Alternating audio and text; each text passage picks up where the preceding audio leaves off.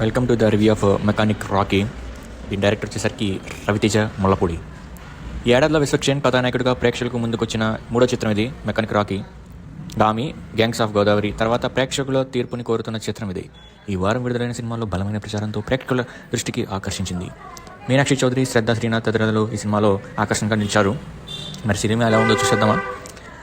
ఎలా ఉందంటే, ఈ కథ చెప్పుకున్నాక ఇదేది ముక్కోనపు ప్రేమ కథలా ఉందనే అంచనాకి వచ్చేస్తాం. ఆరంభంలో సన్నివేశాలు కూడా రొమాంటిక్ కామెడీ సినిమానే తలపిస్తాయి. కానీ ఆ తర్వాత అనూహ్యంగా జానర్ మారిపోయిన అనుభూతి కలుగుతుంది.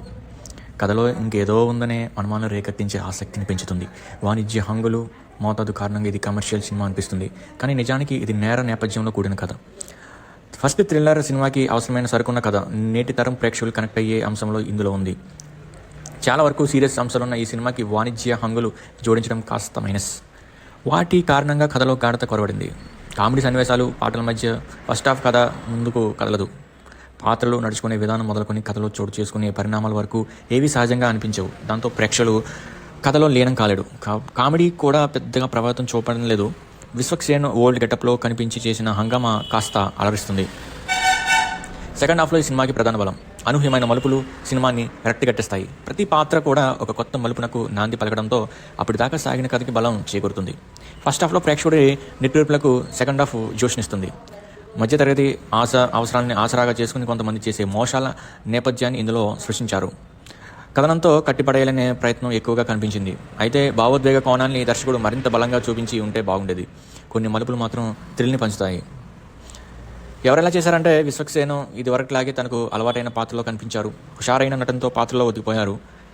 కథానాయకులు మీనాక్షి చౌదరి, శ్రద్ధా శ్రీనాథ్లకు బలమైన పాత్రలు దక్కాయి. ఇద్దరు అందంగా కనిపించారు. వాళ్ళ పాత్రలు నటనకు ప్రాధాన్యం ఉంది. ముఖ్యంగా శ్రద్ధా శ్రీనాథ్ పాత్ర ప్రేక్షకులకు ఒక ఆశ్చర్యం. సునీల్, నరేష్, హర్షవర్ధన్, రోడిష్ రఘు, హర్ష, చెముడు తదితర కీలకమైన పాత్రలు కనిపిస్తారు వీళ్ళందరూ. సాంకేతికంగా సినిమా ఉన్నతంగా ఉంది.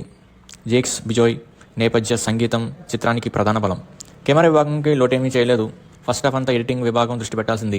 దర్శకుడు రవితేజ ముల్లపూడి ఎంచుకున్న కథా నేపథ్యం అయిన కథనా రచన మెప్పిస్తుంది. మాటలు కూడా అక్కడక్కడ నవ్వించాయి. భావోద్వేగ కోణాన్ని కాస్త జోడించి ఉంటే బాగుండేది. నిర్మాణం ఉన్నతంగా ఉంది. ఒక సినిమాకి వచ్చేసరికి బలాలు వచ్చేసరికి ప్లస్ పాయింట్స్ వచ్చేసరికి కథలో మలుపులు, ట్విస్టులు. విశ్వక్సేన్ నటన చాలా బాగుంది.